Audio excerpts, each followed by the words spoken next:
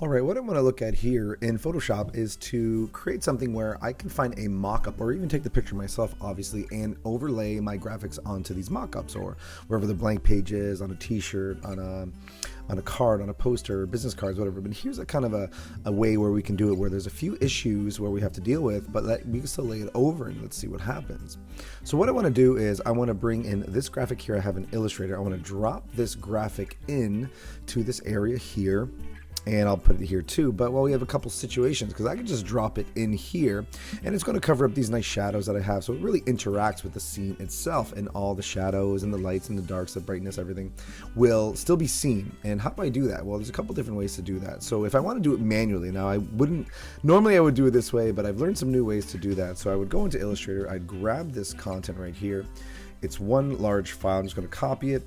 I'll bring it into Photoshop and I'll paste it in. So Command C in Illustrator, Command V in Photoshop, or Control C, Control V, and I can bring it in as a few different things. Now there's a couple different options here. If I bring it in as pixels, I can work with it one way. If I bring it in as a smart object, I'll work with it another way. So I'm going to click at Smart Object first. I'm going to press OK.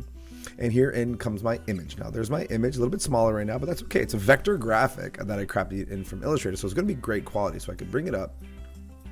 It's in proportion, that's great. And what I can do now, but keep in mind, it is a smart object. I haven't really seen it. Once I press enter, it will convert to a smart object.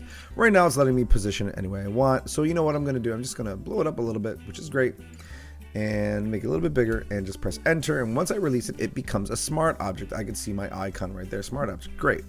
So from here, I could Command T or Control T or edit and free transform, and I can either scale, rotate, or skew. Now I don't have options to distort, perspective, or warp because it's a smart object. I can't actually play with that in those ways just yet. So if I even tried to move this around and try to make it fit over here, you know, it's only going to let me skew it. It's not going to really let me play around with it. These are the only options I have, which I really don't want. It's not really great, so I'm going to delete that. All right, I'll get rid of that. And what I'll do is I'll bring it in again, Command V. And I'm going to say this time, let's make it pixels. So I brought it in as 8 pixel this time. So once I release it, it's going to be pixels. So what I want to do, obviously we're familiar with Photoshop. We don't want something small and make it big. We want to make it big and then we can scale it down proportionally when we need to. So let me make it a little bit bigger than I need. Great. I'm going to press enter. I'll leave it. Now, once again, it's not a smart object. It's just a pixel layer. So now what if I want to do that? Command T, or once again, edit free transform. Now I have options for more because it's a pixel layer. I can maneuver it in different ways: scale, rotate, skew, distort, perspective, warp. So let's play around with that really quickly. So I'm just going to move it here. And now if I hold down Command or Control on a PC and I hover over the corner of these points here on my bounding box, I could actually distort it. Or of course I could just right click and say distort, and I would be in distort mode. But I could just do it manually here just by holding Command and clicking there. And I'm going to click over here. And I will click over here. Now, like I said, this is an old school method. I wouldn't do this anymore because there are new methods to use and make this work even better and almost create actually a template for ourselves. And we could overlay many objects and many in here. So I have that. Looks pretty good. I'm happy with it. Yeah, it did scale out of proportion, which is fine. Just for this particular tutorial, you know, it still does actually look quite good. So I'm fine with that. Now, that is how I would normally do it. Now, we look. Yeah, there's a bit of an issue here. I tried to make it straight, but there was a problem where it didn't come over. There's a bit of that white underlying there, so I need to fix that. But generally, this is one way to do it.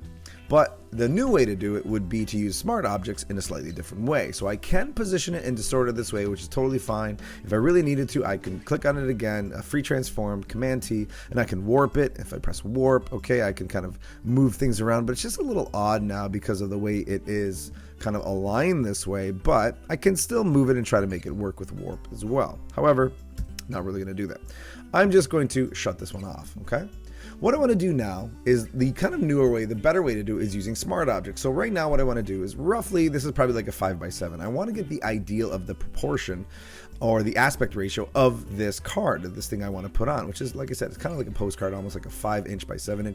So let's actually grab a rectangle here. I'm going to double click. And let's actually do that. Let's actually say, you know, the width is roughly 5 inches, 5 IN, and 7 IN. So just to give me the ratio, I don't want any rounded corners. From center is fine. I'll press OK. There it is. Okay, a little bit smaller. That's okay. I'm just going to bring it up. But now this one, because the way my parameters are set in Photoshop, I do need to hold down Shift and it will keep it in proportion. So I'm going to make it a little bit bigger. and there I go. Great. This is the trick that works. So what I'm going to do is I'm going to make this rectangle, convert it to a smart object, and it's going to become like a template for me, which is going to be great. So I could put in many different designs, anything in this area, and they're going to fit in perfect every time. It's going to be really, really easy. So I'm just going to right click here in the layer panel, and on that rectangle I just made, right click on there, and I'm going to click on convert to smart object. Now it's a smart object. Now I can actually manipulate this, free transform the bounding box, and make it fit. And this is going to make it so much easier for us. So now that it's a smart object, that's a very important part. So once again, right click and convert to smart object, which I already did. I am going to now position this properly. So I'm going to hold down, I pressed Command T or Control T on a PC. I'm going to hold down Command or Control on a PC, and I'm just going to maneuver it just so it fits kind of the exact same way I did before. But something a little bit different is going to change here for us. So I'm just going to move it over, align it nicely. And now it is a full black on this white. I could have made it a little bit a different color or something. Maybe it helps out. But as long as I'm not using white on white, that kind of throws it off a little bit. But once I play around with this, I'm kind of happy with it. I could zoom in a lot closer. Once again, there's that area there that is not great. If I need to, I can also lower the opacity of this as I do that, say let's say about 50%, so I can get a better understanding of what I'm missing here. See, I get a little bit more of that. I'm not looking for that shadow, I'm just playing it over here. I see it's come up a bit, so I'm going to drop it down right about here. Great. But like I said, there is a bit of an issue here where it kind of bows out a little bit. There's a little bit of a bend there. So now I can switch to my warp tool. So I'm going to right click and just go to warp, or I could have went to edit and free transform, and warp. So now I'm in warp mode, and what warp mode does is this. It kind of creates this cool grid that I can move, and I have these handles that I can move. I can move these individual lines here, which if you do that, it will mess with your design, which we don't want to do. So you do want to try to keep them as straight as possible, but I do have an option here. I'm going to zoom in a little bit just to get a better sense of where I want it to be. So right about there and right about here. I could really fine tune this. So whatever drawing you have or whatever concept photography you're working with, you could really fine tune it.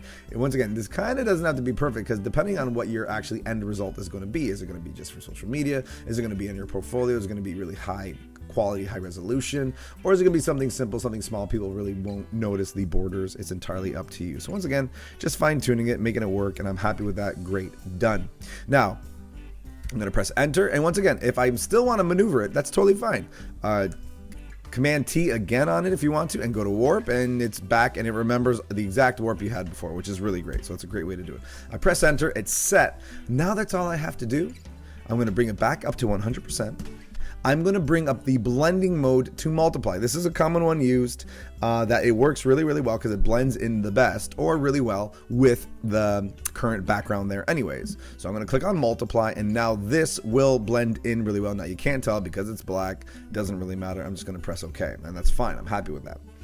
Now what I can do to make this super simple, and this is kind of now it's a template, so I could drop in any graphic here and it's going to fit properly. I'm just going to double click on the smart object. And we know when we click on a smart object, double click on it, it's going to open up in a new document. It's going to be a PSB document, and you know what, I'm just going to actually call this one properly. I'm going to call this one card number 2, because it's card number 2 on this side, and maybe even card number 2 template. So it's just the card number 2 template. Great, and I'm double click on it, and it's going to open up a new document, which it just did, rectangle 1.psb. Great, and there it is. There's my black rectangle that I made before I converted to, or actually, sorry, when I converted it to a smart object. Great. So I'm going to go into Illustrator. I'm going to grab this graphic that I have.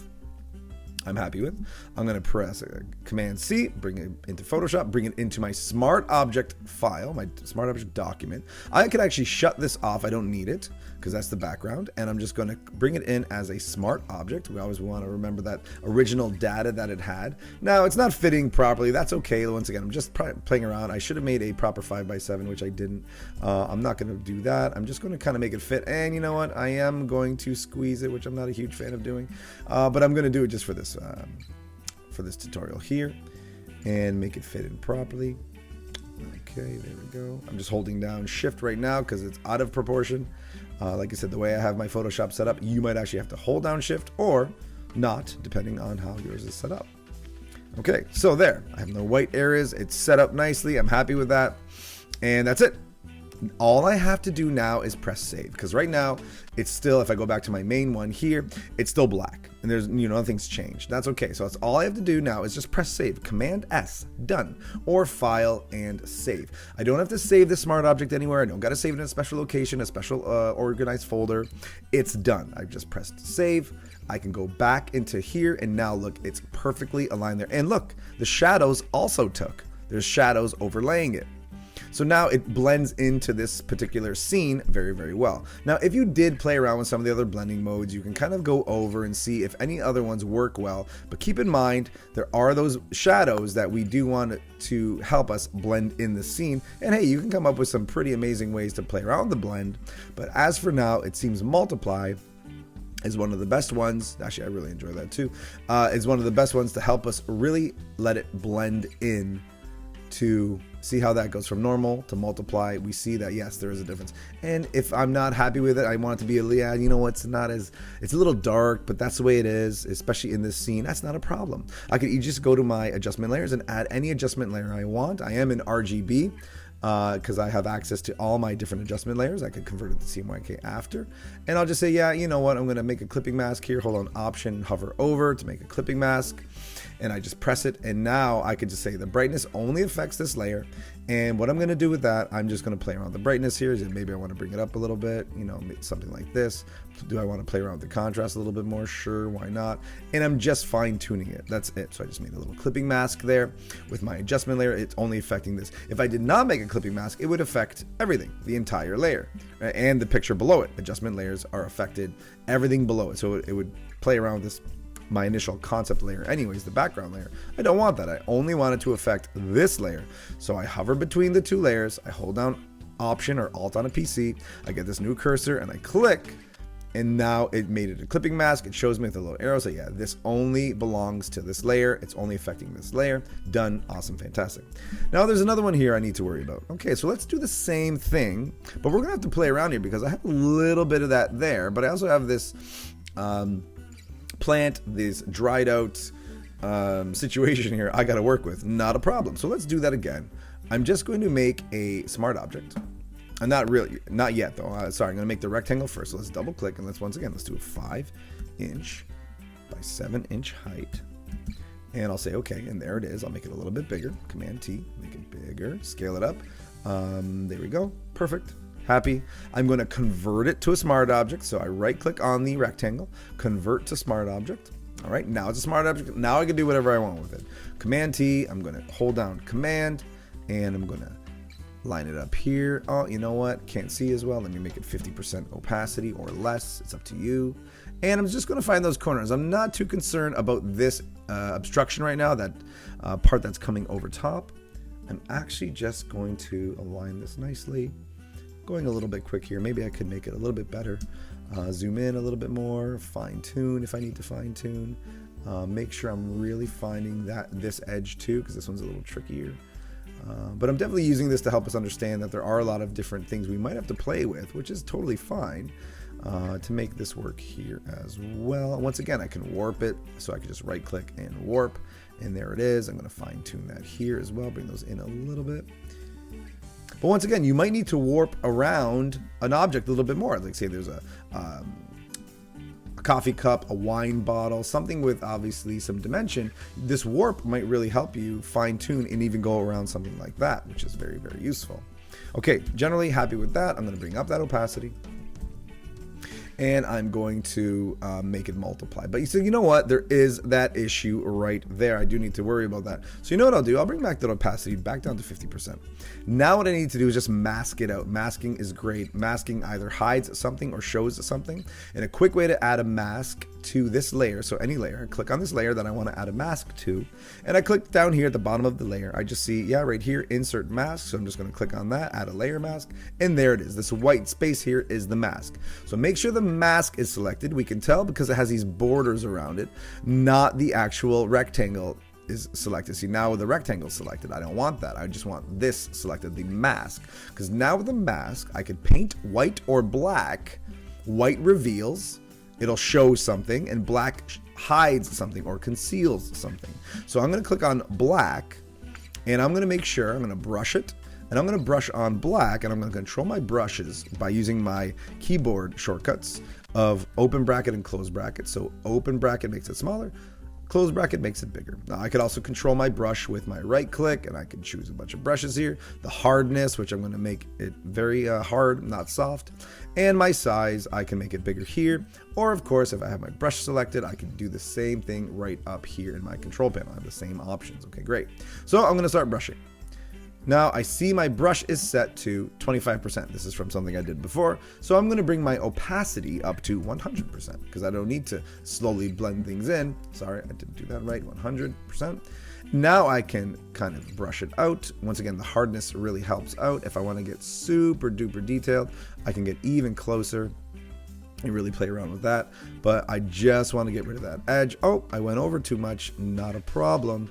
I could paint white and bring that back in, which is not an issue there. So I'm just going to kind of make it pretty decent, not great, and then I'm going to brush it back in any areas I have. So I'm going to convert it to white now. My foreground is going to be the color I'm painting, or I could press X, and that automatically switches my foreground and background. So now I'm painting white, and now I can just kind of bring that in. And like I said, if I want to zoom in even closer, make it really, really tight, I can. Oh, my mouse glitched a little bit there. And every time I click, I'm setting a new brush in my history panel. I can always go back and play around with that. I'm really, really fine tuning this. All right, so once again, I can fine tune that even more. I played around with it a bit. I'm somewhat happy with it. Either way, I have it ready to go. It's a smart object, perfect. I'm gonna double click on it. Oh, sorry, what I should have done is go back to that once again and make it 100% just to be on the safe side. And it is multiply already, so it's already blending in with those dark shadows and the light, so the brightness is being used. Great, I'm on this rectangle that I've double clicked. Go back into Illustrator, copy this again, go back into Photoshop, Command V, bring it in again as a smart object, that's fine. And I'm just going to size it up. And I can get rid of the black background because I don't need it. Not that it matters, but I will shut it off. And now I'm just going to make it fit, however unproportional, but still make it fit.